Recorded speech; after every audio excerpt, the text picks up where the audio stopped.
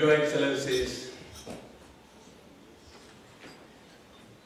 distinguished ladies and gentlemen,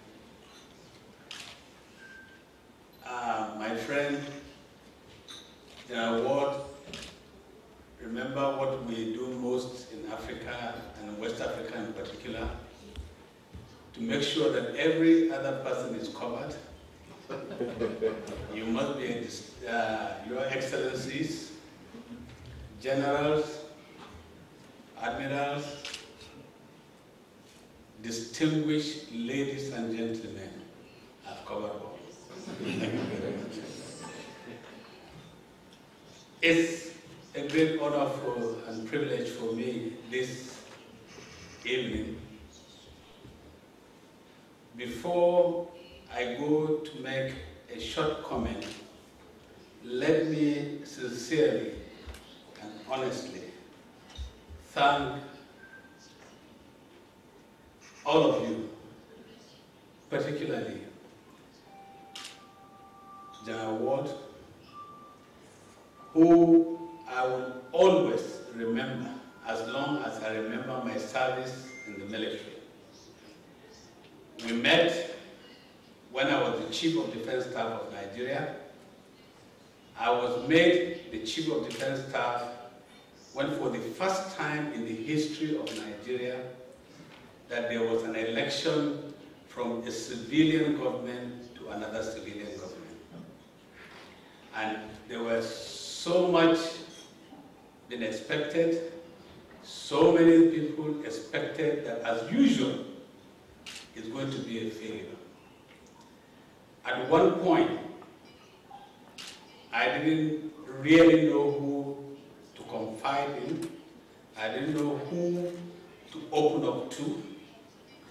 And in those darkest hours, in my service as the Chief of Defense Staff, I got a call. And that call was from General Ward. And we discussed about the political situation and what was going on. And one thing I will ever remember, he said, be firm and be strong and know that I'm supporting you. And those words meant so much to me when I was really looking for some shoulder to lean on. General Ward, thank you very much.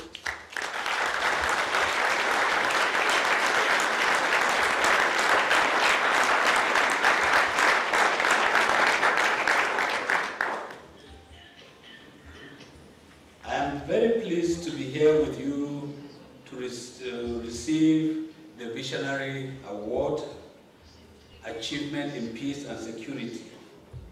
I feel honored, humbled, and deeply moved that you should accord this unique honor to a simple soldier like me from a small village in Nigeria. A village that would hardly appear on the map of Nigeria, no matter how big you blow it and how much you enlarge it. So I do not consider myself as a special person. However, I believe that this award is a recognition of my contribution to military professionalism, visionary leadership, and effort in creating an enabling environment for peace and security in Africa. I wish to express my sincere gratitude to the African Center of Strategic Studies, most especially the award committee, for having found me worthy for consideration for this honor. My appreciation also goes to the organizing committee for this year's Missionary Award ceremony for a wonderful reception in this beautiful city. My career in the Nigerian Armed Forces, which spanned about 40 years, provided me with great opportunity to contribute to peace and security in Africa, which has been indebted for the last 2 decades with violent conflict. Africa has had its own share of conflict, as war between nations has increasingly given way to war within nations. The resurgence of ethnic or sectarian conflict, the growth of secessionist movement, insurgency, and failed state have increasingly posed major challenges to the military in Africa. I rose to the highest office in my country's army and the entire armed forces, which I commanded for 3 and 1 year respectively. While I was the Chief of Army Staff, my government answered the call of international community through my office, and we rapidly and robustly deployed the vanguard force of the ECOWAS mission in Liberia, then known as ECOMIN. That was in 2003. That force later rehearted to the United Nations mission in Liberia only.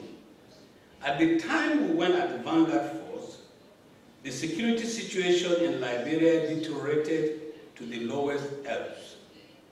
We achieved that at a time when most countries were not ready to contribute troops to either to another mission in Liberia after the experience of the 1990s.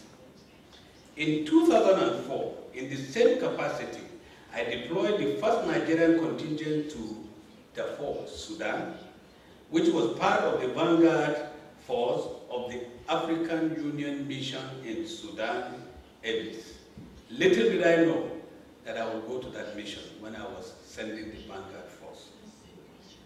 We swiftly increased our strength to meet the security challenges in the country, hence making Nigeria the largest troop contributing country to both missions. As the then Chief of Army Staff of the Nigerian Army, I am delighted to state that Nigeria became the largest troop contributing country for peacekeeping in Africa and remains so today. Today, Nigeria is the world's 4th largest troop contributing country, contributing troops to the United Nations. Without sounding immodest, but because I want to reiterate the issue of civil-military relationships, I want to say the activities of Nigerian Army was not limited to United Nations, as some remarkable achievements were recorded also at home. The clearing of the epicenter of the famous Ikeja bomb blast in Lagos, Nigeria, was one notable achievement. The epicenter of the bomb blast had become a threat to lives and property in the densely populated Ikeja area within Lagos metropolis. The clearance was achieved with about 10% of the least price quoted by the civilian contractors when the clearing project was advertised. As the Chief of Army Staff, and from my experience in Sierra Leone, I found out that we had challenges for the peacekeepers, particularly the NCOs.